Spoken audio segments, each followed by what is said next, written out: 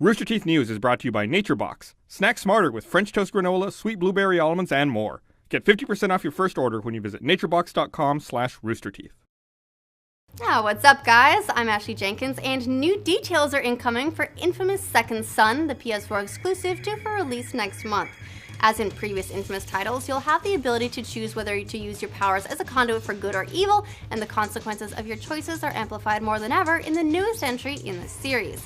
As an example, in one mission, you have the opportunity to redeem or corrupt a fellow conduit who's gone vigilante over Seattle's drug trade. If you redeem this character, you can join in on the fight and set off on a new branch of activities to track down and destroy the drug kingpins. If you decide on a path of corruption, you instead set off on a violent spree against anti-conduit protesters with little regard as to whether those that get in your way are guilty or not. Once you set down a path, you'll be rewarded for taking actions that reinforce your decisions and penalized for being wishy-washy and contradicting yourself. And the way you act will manifest in ways both small, like shifting the dominance in the birds on Delsin's jacket, and large, like unlocking powers suited to your emerging alignment. Take the path of the righteous superhero, and the abilities you unlock will help you avoid harming the innocent, or if you decide that, in the words of Spaceballs, good is dumb. Your skills will be powerful but unfocused. Game director Nate Fox explains, if you're a good guy, you get more surgical strike abilities to fight the enemy and avoid civilians. If you're bad, you get more indiscriminate powers, you're just all about mayhem. Delsin's conduit abilities allow him to absorb neon and release the energy back, either through combat with bursts of light that can kill or incapacitate, or through movement, like running up the sides of buildings and leaping across dizzying gaps between roofs. Though not really shown yet in the trailers, he can also use smoke to his advantage, though what other conduit abilities he might access remains Sucker Punch's secret, for now. Next, Myst is going on 21 years old, but that hasn't stopped creator Cyan from revisiting the world and releasing a new version, Real Myst Masterpiece Edition.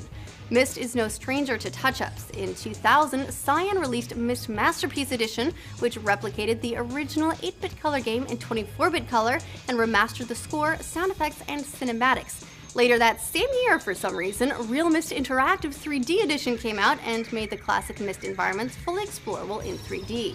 Not to be confused with either Myst Masterpiece Edition or Real Myst Interactive 3D Edition, Real Myst Masterpiece Edition is fully interactive like Real Myst, but also adds day and night cycles, which the point-and-click puzzle game was really missing, and changes in weather.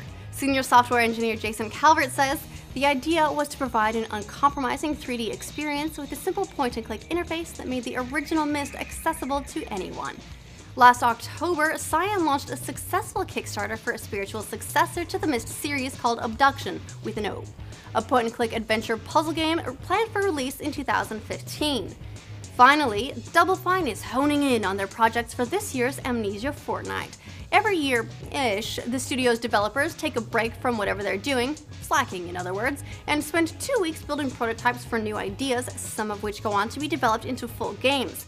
Previous Double Fine games that have come out of this 2-week jam include Stacking, Costume Quest, Hack and Slash, and their current early access title, Space Base DF9. And this is the second year that the prototypes to be created are decided by audience participation. You pay whatever you want to contribute, vote on the titles you want to see prototyped, and once the prototypes are completed, you get to play them. If you beat the average contribution, which right now is $6.99, you also get to vote on which idea you'd like to see made from special guest project lead and Adventure Time creator Pendleton Ward.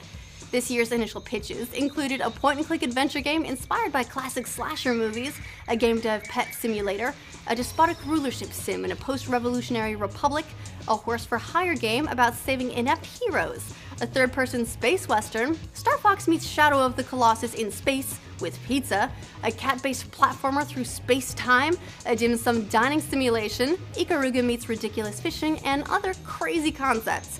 Voting so far from more than 15,000 participants has narrowed the field to 10 finalists, and voting closes in less than a day. And that's the news for today. If you do end up voting on Double Fine's Amnesia Fortnite, what game do you most want to see made? Let us know in the comments. Then check roosterteeth.com tomorrow for our gaming podcast, The Patch, if you missed our live stream today.